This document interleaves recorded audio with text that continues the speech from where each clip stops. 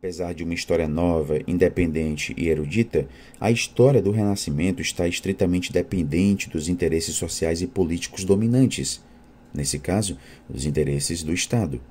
Dos séculos XII ao XIV, o protagonista da reprodução historiográfica tinha sido, no meio senhorial e monárquico, o protegido dos grandes, enquanto que no meio urbano vai aparecer o notário cronista. No meio urbano, o historiador é um membro da alta burguesia no poder. É na França que nós podemos seguir melhor a tentativa de domesticação da história pela monarquia, nomeadamente no século XVII, em que os defensores da ortodoxia católica e os partidários do absolutismo real condenaram como libertinismo a crítica histórica dos historiadores do século XVI e do reinado de Henrique IV. O primeiro historiógrafo real é Pierre de Pascal, em 1554.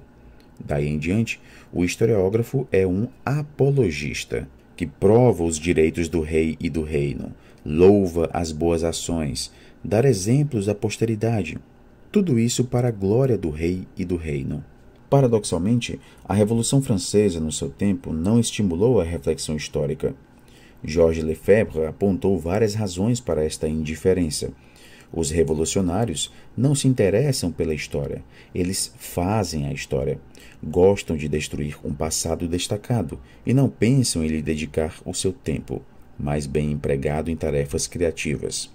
Tal como a juventude era atraída pelo presente e pelo futuro, o público que no antigo regime havia se interessado pela história tinha se dispersado ou desaparecido, ou estava economicamente arruinado.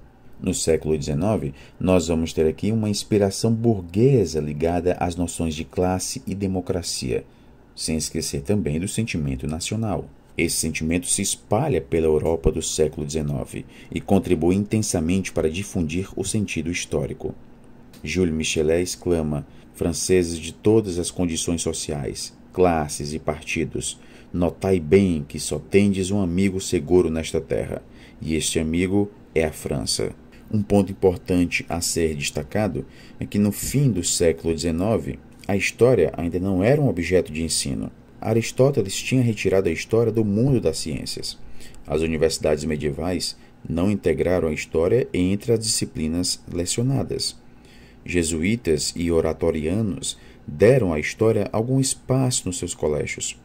Mas foi a Revolução Francesa que impulsionou e foram os progressos do ensino escolar, primário, secundário e superior, que asseguraram às massas no século XIX a difusão de uma cultura histórica. A filosofia da história correspondeu muitas vezes à vontade de preencher o lamentável desinteresse dos historiadores positivistas, que se consideravam a si próprios puros eruditos. Havia um desinteresse pelos problemas teóricos e a recusa em tomar consciência dos preconceitos filosóficos que são subjacentes a seu trabalho. Os historiadores que se recusam a julgar não conseguem abster-se de fazer juízos. O grande teórico da história cristã foi Santo Agostinho. Agostinho refutou a ideia de que o ideal da humanidade consistia na oposição à mudança. A salvação dos homens não dependia da perenidade de Roma. Havia dois esquemas históricos que operavam na história humana, cujos protótipos eram Caim e Abel. Caim estava na base de uma história humana, de uma cidade dedicada ao mal, a Babilônia, que servia ao diabo os seus sequazes. O segundo, Abel, remonta à origem da antiga cidade de Deus, anseia atingir o céu. O seu nome é Jerusalém ou Sião. Na história humana, as duas cidades estão intimamente ligadas, e nelas os homens são estrangeiros, peregrinos, até o fim dos tempos, quando Deus separa as duas cidades. A história humana começou por ser uma cadeia sem significado. Esse tempo, ao longo do qual os que morrem dão lugar aos que nascem e lhes sucedem. A história da cidade terrena assemelha-se à evolução de um organismo único, de um corpo individual. Passa pelas 6 idades da vida e entra na velhice com a encarnação. O mundo envelhece, mas a humanidade encontrou o sentido do imenso concerto que a transporta até se revelar. O esplendor do ciclo completo do tempo. A antiguidade greco-romana não reconheceu verdadeiramente o sentido da história, avançou apenas como esquemas explicativos gerais: a natureza humana, o destino e a fortuna. Situou o gênero histórico no domínio da arte literária e lhe atribuiu funções de distração e utilidade moral. Como vimos, o cristianismo deu um sentido à história, mas a submeteu à teologia. No século XVIII e, sobretudo, no século XIX, quiseram assegurar o triunfo da história, dando-lhe um sentido secularizado pela ideia de progresso, unindo as funções de saber e sabedoria, através de concepções científicas que as identificavam com a realidade e não com a verdade e com a praxis. A concepção dominante da história, do Renascimento às luzes, foi a concepção de história exemplar, didática, e o próprio método usado se baseia em lugares comuns tirados dos estoicos, retóricos e historiadores romanos. A história volta a ser um ensinamento para os governantes, como no tempo de Políbio. Essa concepção da história magistra vitae inspirou estudos parciais, tratados de história. A história ficou de fora da grande revolução científica dos séculos XVII e XVIII. Mas nós começamos a ter aqui algumas mudanças. A ideia dos principais historiadores do final do século XVI não poderia ser reduzida à de uma história exemplar. A teoria da história perfeita ou integral ultrapassa em muito esse tipo de história. E é aqui que nós vamos ter o historicismo. O seu fundamento é o reconhecimento de que os acontecimentos históricos devem ser estudados, não como anteriormente se fazia, como ilustrações da moral e da política, mas como fenômenos históricos. Na prática, isso se manifestou pelo aparecimento da história como disciplina universitária independente, no nome e na realidade. Na teoria, se expressou por meio de duas proposições. O que acontece deve ser explicado em função do momento em que acontece. E para o explicar, existe uma ciência específica, usando processos lógicos, que é a ciência da história. O historicismo deve ser integrado ao conjunto das correntes filosóficas do século XIX. A primeira tendência apareceu no fim do século XVIII, mais acentuadamente na Alemanha, e considera o desenvolvimento histórico com base no modelo de crescimento dos seres vivos. Hegel surge com essa tendência, tendo, no entanto, chegado muito mais longe. O maior e mais importante entre os historiadores e teóricos alemães da história do século XIX é Leopold von Ranke. Sua obra histórica trata, sobretudo, da história europeia dos séculos XV e XVII e da história prussiana dos séculos XVIII e XIX. Ranke foi mais um metodólogo do que um filósofo da história. Lutando contra o anacronismo, denunciou, por exemplo, o falso romanesco histórico nos romances de Walter Scott e afirmou que a grande tarefa do historiador consistia em dizer o que de fato havia existido. Ranke empobreceu o pensamento histórico, atribuindo excessiva importância à história política e diplomática. No entanto, o seu pensamento foi deformado em dois sentidos: um positivista e o outro idealista. Os historiadores franceses e principalmente americanos viram nele o pai da história, de uma história que se limitava à estrita observação dos fatos, à ausência de moralização e de ornamentos, à pura verdade histórica. Voltando a Hegel, ele foi o primeiro filósofo a colocar a história no centro de sua reflexão. Sob a influência da Revolução Francesa, foi o primeiro a ver a essência da realidade na mudança histórica e no desenvolvimento da consciência de si que o homem tem. Afirmando que tudo o que é racional é real e tudo o que é real é racional, ele considera que a história é governada pela razão. A única ideia dada pela filosofia é esta simples ideia da razão. A ideia de que a razão governa o mundo e que, consequentemente, a história universal se desenvolve racionalmente. A própria história é tomada por um sistema que é o do espírito. Leopold von Ranke criticou de forma feroz Hegel e seu modelo de um processo único de desenvolvimento linear. Mas pode-se dizer que, do ponto de vista do conhecimento ou dos valores, Hegel representa um historicismo completo, sistematicamente aplicado. Nós podemos também integrar o materialismo histórico no historicismo.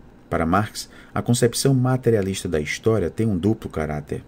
Como princípio geral de investigação histórica, sob a forma de uma conceitualização simplesmente esboçada, e como teoria do processo histórico real aplicado, o estudo da sociedade burguesa que leva um esboço histórico do desenvolvimento do capitalismo na Europa Ocidental.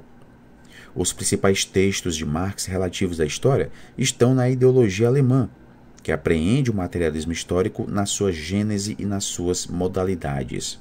E também no prefácio de 1859, a contribuição para a crítica da economia política, sem esquecer também do Capital. A tese fundamental é que o modo de produção da vida material condiciona o processo social, político e intelectual. Não é a consciência dos homens que determina a sua existência, mas ao contrário, é o ser social que determina a sua consciência. Ao contrário de Hegel, Marx rejeitou toda a filosofia da história, identificada como uma teologia. No Manifesto Comunista, Marx e Engels postulam que a história de todas as sociedades é a história da luta de classes. Michel Foucault ocupa também um lugar excepcional na história por 3 razões. Primeiro, porque é um dos maiores historiadores novos, historiador da loucura, da clínica, do mundo do cárcere, da sexualidade. Introduziu alguns dos novos objetos provocadores da história e pôs em evidência uma das grandes viragens da história ocidental entre o fim da Idade Média e o século XIX, a segregação dos desviados. Ele fez o diagnóstico mais perspicaz sobre essa renovação da história e apoia a sua análise em 4 pontos. O questionar do documento, a noção de descontinuidade, que adquire um papel de maior relevo nas disciplinas históricas, o tema e a possibilidade de uma história global começam a perder consistência e é assistido aqui o esboçar do desenho, bem diferente do que se poderia chamar de uma história geral, determinando qual a forma de relação que pode ser legitimamente descrita entre as diferentes séries, e também nós vamos ter com ele novos métodos. Foucault propõe uma filosofia original da história, estritamente ligada à prática e à metodologia da disciplina histórica. A maior prova de que a história é e deve ser uma ciência é o fato de precisar de técnicas, de métodos e de ser ensinada. Os teóricos mais ortodoxos da história positivista, como Langlois e Senho-Bos, exprimiram numa fórmula notável que constitui a profissão de fé fundamental do historiador, o que é a base da ciência histórica. Sem documentos, não há história. No entanto, aqui começa a dificuldade. Se o documento é mais fácil de definir e referenciar que o fato histórico, que nunca é dado tal e qual, mas construído, não são menores os problemas que se põem ao historiador. Em primeiro lugar, ele só passa a ser documento na sequência de uma investigação e de uma escolha.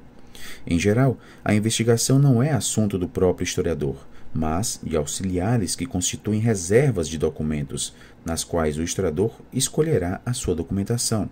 Arquivos, investigações arqueológicas, museus, bibliotecas. As perdas, a escolha dos compiladores de documentos, a qualidade da documentação são condições objetivas, mas limitativas do ofício de historiador. Mais delicados são os problemas que se põem ao próprio historiador a partir desta documentação.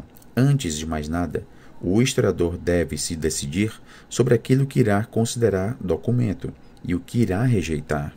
Durante muito tempo, os historiadores pensaram que os verdadeiros documentos históricos eram os que esclareciam a parte da história dos homens, digna de ser conservada, transmitida e estudada. A história dos grandes homens, a vida dos grandes homens, acontecimentos militares e diplomáticos, batalhas e tratados, a história política e institucional. A ideia de que o nascimento da história estava ligada ao aparecimento da escrita levava a privilegiar o documento escrito. Ninguém mais do que Fustel e Coulanges privilegiou o texto como documento histórico. Posteriormente, nós vamos ter, no início do século XX, uma mudança de perspectiva, com Lucien Febvre e Marc Bloch. Assim como Lucien Febvre, Marc Bloch concordava com a diversidade dos testemunhos históricos, sendo quase infinita. Tudo o que o homem diz ou escreve, tudo o que fabrica, tudo o que toca, pode e deve informar-nos sobre ele. Nós vamos ter, por exemplo, aqui um papel importante dado à arqueologia. Os historiadores, sobretudo aqueles dos séculos XVII ao XIX, aperfeiçoaram uma crítica de documentos que hoje está dada, continua a ser necessária, mas também é insuficiente. Tradicionalmente, distingue-se entre uma crítica interna, ou de autenticidade, e uma crítica externa, ou de credibilidade. A crítica externa visa essencialmente encontrar o original e determinar se o documento examinado é verdadeiro ou falso. É uma atuação fundamental e exige sempre duas observações complementares. A primeira é que um documento falso também é um documento histórico e pode ser testemunho precioso da época em que foi forjado e do período durante o qual foi considerado autêntico e como tal foi utilizado. A segunda é que um documento, um texto, pode sofrer ao longo das épocas manipulações aparentemente científicas que de fato vão apagar o original. A crítica interna deve interpretar o significado dos documentos, avaliar a competência de seu autor, determinar sua sinceridade, medir a exatidão do documento, controlá-la através de outros testemunhos. Os documentos só passam a ser fontes históricas depois de estar sujeitos a tratamentos destinados a transformar sua função de mentira em confissão de verdade. Por isso é importante também estudar as condições de produção do documento. As estruturas de poder de uma sociedade compreendem o poder das categorias sociais e dos grupos dominantes, tudo isso influenciando na própria produção de um documento. Considera-se a fundação da revista Annales, de Marc Bloch e Lucien Febvre, um ato que fez nascer a nova história. As ideias da revista inspiraram a fundação, em 1947, por Lucien Febvre, de uma instituição de investigação e de ensino de investigação em ciências humanas e sociais, a École pratique des hautes études. Em 1975, transformado na École des hautes études en sciences sociales, esse estabelecimento, em que a história tinha um lugar importante ao lado da geografia, economia, sociologia, antropologia, psicologia, linguística e semiologia, assegurou a difusão na França e no estrangeiro das ideias que tinham estado na origem dos Annales. Podemos resumir essas ideias como crítica do fato histórico, da história événementielle e, em especial, a política. O diálogo da história com as outras ciências prosseguia, aprofundava-se, concentrava-se e alargava-se simultaneamente. Neste encontro entre história e antropologia, o historiador privilegiou alguns domínios e problemas. Por exemplo, o do homem selvagem e do homem cotidiano. Ou ainda, as relações entre cultura erudita e cultura popular. Dessas experiências, desses contatos, dessas conquistas, alguns historiadores desejavam que se constituísse uma nova disciplina histórica, estritamente ligada à antropologia, a antropologia histórica. Jacques Le Goff conclui este capítulo afirmando que os historiadores pretendem que todo fenômeno da atividade humana seja estudado e posto em prática, tendo em conta as condições históricas em que existe ou existiu. Por condições históricas, devemos entender o da forma cognitiva à história concreta, um conhecimento da coerência científica relativamente ao qual se estabeleça um consenso suficiente no meio profissional dos historiadores. Não se trata de modo algum de explicar o fenômeno em questão através destas condições históricas, de invocar uma causalidade histórica pura, e nisto deve consistir a modéstia da atuação histórica. Mas também essa atuação pretende recusar a validade de qualquer explicação e de toda prática que negligenciasse essas condições históricas. Cada ciência tem o seu horizonte de verdade, que a história deve respeitar. E nós finalizamos aqui o estudo deste capítulo. Bons estudos a todos e até a próxima.